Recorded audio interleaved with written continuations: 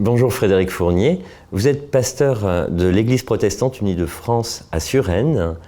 Vous avez accepté de nous parler du dernier livre de Carolina Costa, Avoir la foi, une voie pour le XXIe siècle. Qu'est-ce que vous appréciez chez elle ? Alors d'abord, l'auteur a un parcours absolument, je trouve, très intéressant. C'est une pasteure suisse, enfin en Suisse. Elle est née à Monaco, je crois. Donc elle est née d'une famille biconfessionnelle avec un père catholique, une mère protestante. Donc elle connaît déjà une diversité dès sa jeunesse. Elle a eu un pasteur qu'elle qualifie, celui qui lui a fait le catéchisme, de révolutionnaire. Elle est très attachée à Jésus, c'est ce qu'elle dit. Mais ce qui fait son originalité, c'est qu'elle a eu une expérience d'ordre mystique, spirituel, lors d'un voyage au Tibet. Donc elle allie en quelque sorte, elle intègre dans sa voie chrétienne, dans sa spiritualité chrétienne, on sent qu'elle est teintée par l'Orient. Donc c'est vraiment très très intéressant. Donc un parcours riche et puis une femme d'une très très grande ouverture, très portée sur l'inclusivité, notamment vers les personnes LGBT. Une personne très en recherche de l'intériorité, mais pas une intériorité qui nous couperait de l'engagement dans la société. Elle a vraiment le souci de l'engagement dans la société et le développement de l'intériorité. Je crois qu'avec Carolina, on évite deux écueils qui seraient une sorte de quiétisme où on s'occuperait de la vie spirituelle, la vie intérieure, et puis on ne s'occuperait pas du reste, ou alors un simple humanisme où là on serait très engagé sans développer sa vie intérieure. Et puis c'est une femme qui est très présente dans les réseaux sociaux. Elle a fait des vidéos absolument plein d'humour avec son mari, ma femme est pasteur, des vidéos bibliques. Elle a fait des livres-jeux que j'utilise pour préparer les mariages, les baptêmes de bébés et les baptêmes d'enfants, que je conseille parce qu'ils sont pareils, ils sont très ancrés dans la foi chrétienne, mais avec un souci qu'on pourrait qualifier du développement personnel et aussi avec une ouverture vers les autres traditions. Donc vraiment, je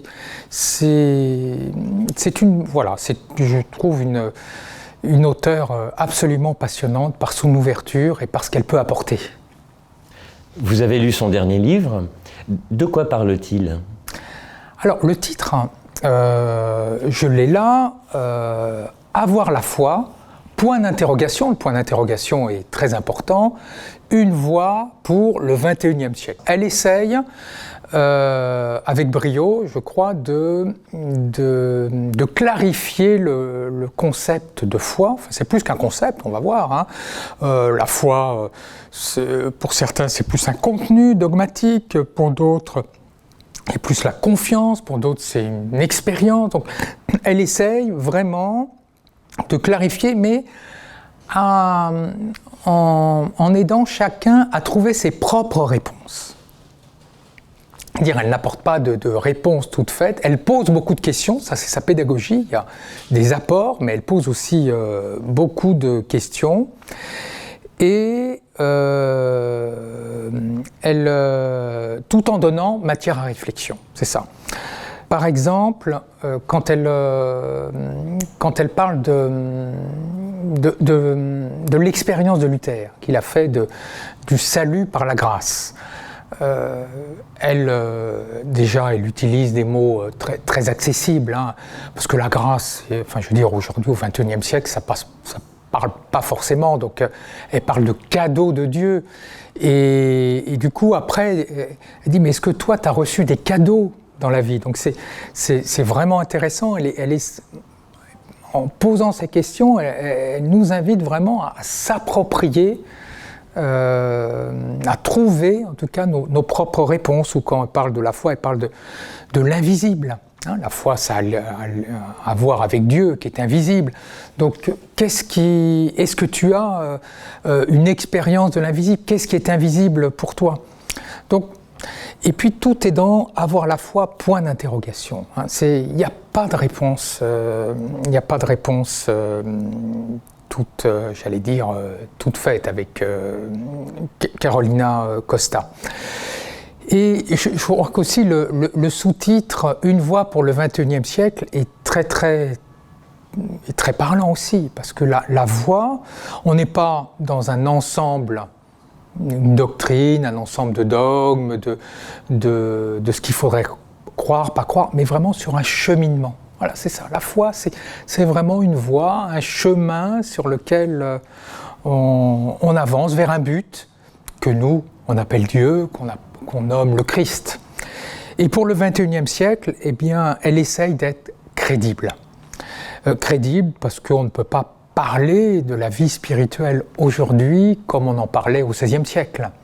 Donc elle dépoussière, elle essaye, je crois, très bien de dépoussiérer certaines croyances comme le paradis, l'enfer, qu'est-ce qu'on peut entendre par là, donc l'au-delà. Elle dépoussière aussi le langage. Je dis tout à l'heure, quand de grâce elle va parler de cadeau de Dieu, quand Jésus nous dit ne vous inquiétez pas du lendemain, elle va parler de stress, ça nous parle beaucoup, malheureusement le stress.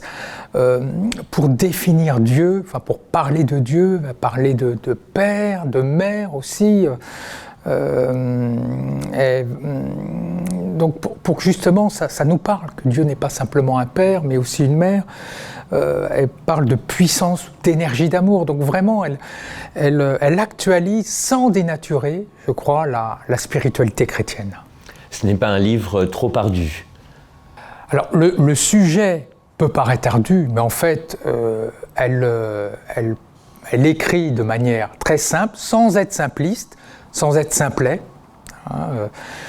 C'est vraiment un petit livre d'une 50-60 pages, très agréable à lire, avec des belles images qui invitent vraiment à la joie aussi, à la réflexion, avec une police très lisible. Et il se lit très facilement parce que donc le langage est simple et puis il est très bien, je trouve, structuré, avec d'abord une introduction où là elle essaye de dégrossir le mot foi, c'est ce que j'ai dit tout à l'heure, et puis après un texte biblique. Donc là elle va prendre un extrait du sermon de la montagne de Jésus avec ne vous inquiétez pas de rien, donc c'est ne vous inquiétez pas du lendemain, à chaque jour suffit sa peine, où justement c'est un texte qui invite à la confiance, donc à la foi. Et mais voilà, elle pose des questions pour qu'on s'approprie le texte, et puis elle va donner des explications, en tout cas des nourritures, plus peut-être intellectuelles, mais toujours avec des questions pour qu'on s'approprie ses propos qui concernent la foi, bien sûr. Et puis à la fin, un très beau conte, un très beau texte d'un auteur, je crois, j'ai noté, je crois que c'est Adémas de Barros, avec une personne qui marche sur le sable, et puis il y a avec Dieu, puis il y a les traces des deux personnes, donc Dieu et puis lui, et puis à certains moments quand il voit que dans sa vie c'était très compliqué, il n'y a plus qu'une trace de pas, qu'une personne. Alors là, je ne vais pas développer la suite pour donner envie vraiment de lire le livre, mais en tout cas, elle l'illustre par un très beau conte. Et puis, à la fin, ça c'est aussi intéressant, c'est qu'il y a des exercices spirituels. Parce que la foi chrétienne, donc c'est une voie, c'est pas simplement des croyances, donc c'est des choses aussi qu'on met en pratique. Donc elle invite vraiment à la gratitude par rapport à tout ce qu'on peut recevoir de Dieu, à l'action aussi, à la contemplation. Donc c'est vraiment un très beau livre qui permet vraiment d'approfondir ce concept apparemment très compliqué de foi, mais de le clarifier et d'en vivre. Qui ce livre peut-il intéresser ? Alors je dirais tout chercheur spirituel, quelle que soit sa tradition, alors bien sûr particulièrement les chrétiens, mais aussi tout chercheur spirituel qui est en quête d'une spiritualité profonde, nourrissante mais ouverte. Parce que Carolina Costa n'est pas du tout dans le dogmatisme, hein, je l'ai dit, mais elle est vraiment dans cette ouverture. Donc vraiment, oui, c'est ça, qu'elle cherche une spiritualité nourrissante et ouverte. Et je dirais, ça peut aussi concerner les fâchés de la foi. Peut-être que certains d'entre nous, on n'a pas forcément des bons souvenirs dans notre jeunesse de prêtres ou de pasteurs qui ont été trop dogmatiques ou qui ont été trop intello, trop moralisateurs. Elle n'est pas du tout dans cette optique-là.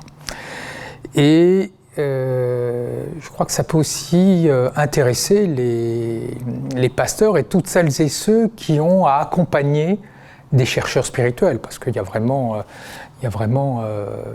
matière aussi à accompagner les adultes en quête spirituelle. Avec votre expérience spirituelle de chrétien et de pasteur, et après avoir lu ce livre, pour vous, qu'est-ce que la foi ? Alors je dirais que je suis en accord avec l'auteur, mais je vais essayer de formuler avec des mots une expérience qui est très personnelle. Je dirais que pour moi, la foi, c'est une confiance, la confiance que je peux mettre dans une puissance supérieure que je nomme Dieu, une puissance d'amour qui est à l'intérieur de moi et à l'extérieur de moi, qui m'accompagne dans cette vie et au-delà de cette vie. Et cette puissance supérieure aussi m'accompagne pour, à mon niveau, améliorer, en tout cas mettre davantage de bonheur autour de moi. C'est ça que je dirais.